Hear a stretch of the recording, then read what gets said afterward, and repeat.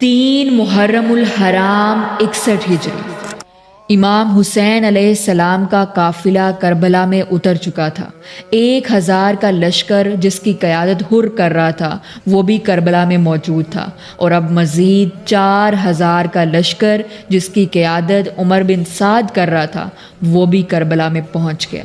عمر بن سعد اصل میں ایران کا گورنر بننے جا رہا تھا، لیکن کوفہ کے گورنر ابن زیاد نے اسے بلیک میل کیا کہ اگر تمہیں ایران کی حکومت چاہیے تو سب سے پہلے کربلا میں جا کر حسین کا معاملہ حل کرو۔ یوں دنیاوی لالچ نے، عہدے اور دولت کے لالچ نے عمر بن سعد کو امام حسین علیہ السلام کے سامنے لا کر کھڑا کر دیا۔ ابن زیاد پہلے ہی اپنے ظلم اور فرعونیت کی وجہ سے کوفہ کے لوگوں کو خاموش کروا چکا تھا۔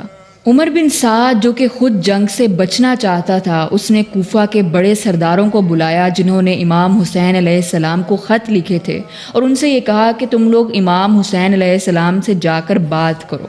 اب کوفہ کے ان سرداروں نے شرمندگی کی وجہ سے امام حسین علیہ السلام کے سامنے جانے سے انکار کر دیا، کیونکہ وہ امام حسین علیہ السلام کا ساتھ دینے میں ناکام ہو چکے تھے۔ پھر عمر بن سعد نے ایک قاصد کو بھیجا کہ وہ جا کر امام حسین علیہ السلام سے پوچھے کہ وہ کیا چاہتے ہیں۔ جب قاصد نے امام حسین علیہ السلام سے ان کا وہاں آنے کا مقصد پوچھا تو امام حسین علیہ السلام نے بالکل کلیئر بتایا کہ مجھے تمہارے ہی شہر کے لوگوں نے خطوط بھیج کر یہاں بلایا ہے، اگر اب تم لوگوں نے اپنا فیصلہ بدل لیا ہے تو ٹھیک ہے، میں واپس چلا جاتا ہوں۔